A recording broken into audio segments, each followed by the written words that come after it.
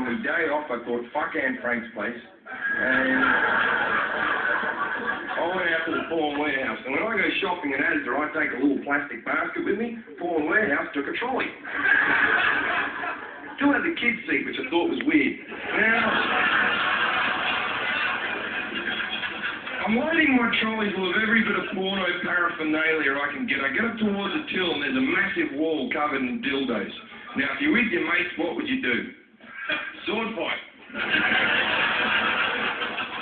But I was by myself, so I just reacted to a scene from Star Wars, like Luke, I'm your father, and just looked like a bit of a loon. Now, there's a smaller wall, but just as impressive, covered in rubber vibrating vaginas. Now, whenever you're with your mates and you see one of those, you go, who the fuck would use one of those, eh? But there's always a bit of your brain that goes, wouldn't mind trying that just once. So I got myself a Janet Jamison rubber vibrating vagina. On the side of the box it said, vibrate so as to give realistic sensation. Realistic if you're fucking a chick with Parkinson's, but not realistic in the full sense. Now I've gone back to my hotel and decided if I'm going to do this wank, it's going to be the wank. It's going to be the wank that when I've got dementia, I'll be sitting in a nursing home going, oh, fuck the rubber cat!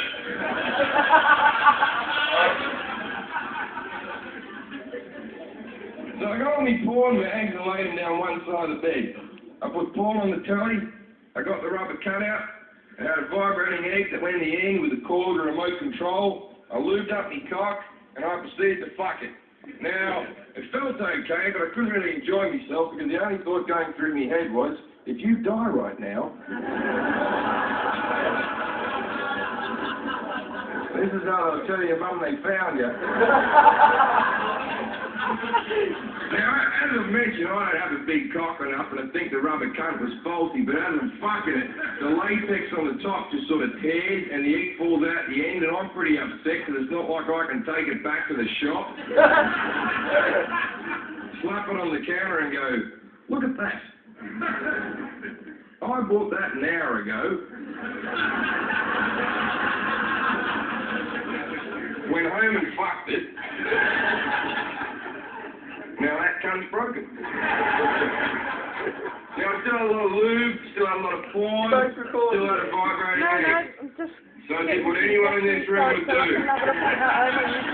lubed that egg up and shoved it up my ass.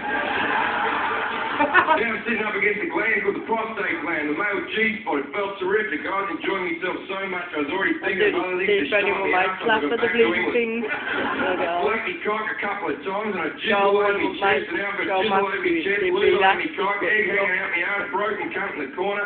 I got to tell you, I've looked better.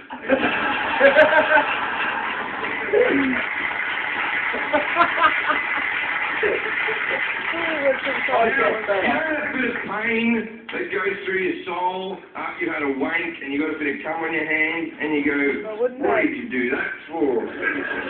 You're a grown man. Well, I still had an egg hanging out of my ass. I hate to say I wanted to kill myself, so I started flapping the porn off the bed. I turned the porn off the telly. I go to whip the egg out of my ass. The fucking cord snaps off.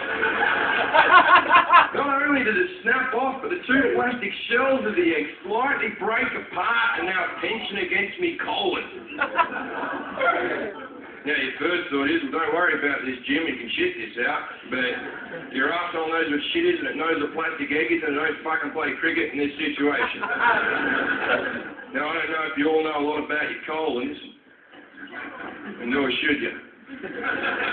They're made up of several channels that pump poo through. Now, I've lubed up this finger and this thumb, and I've gone up my arse after the egg. But with every grab, I pushed it further and further up my colon. It's now up to channel 5. And we all know how shit. My next thought is to get like a whole lot of high fibre food, make me poo really solid, and push the egg out through pressure. Very similar to when Augustus Gloop got stuck in the chocolate tube and Charlie in the chocolate factory. I was working on Wonka method at the time. I could have done with an Oompa Loompa with a plunger. Now, as many of you may have already realised, I'm not a doctor. didn't know that high fibre food made your poo sloppy. It turns out the protein makes your poo hard. Ironically, I should have been eating boiled eggs. Instead, I had a shit that went around the egg. Now, we've only got a limited time together, so let's just jump forward to date number 3. Let's just jump forward to date 3. Another day I was going to go to hospital. My biggest fear is going to hospital in a foreign country with my accent and going, you'll never guess what's happened to me. But being a Holland, there's a good chance you could go, you have an egg up your ass? Go join the queue with the other Australians. I think I do.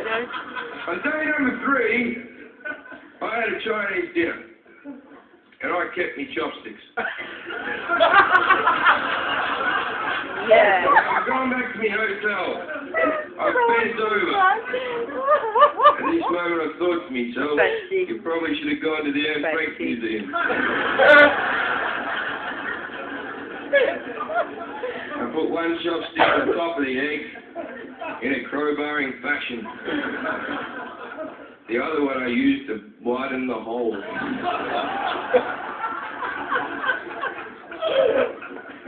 In one motion I snapped this egg out of my ass.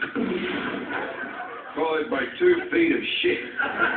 Don't seem to fume a lot. It was at this moment I thought to myself, I should have done that in the bathroom. Thanks a lot, good night.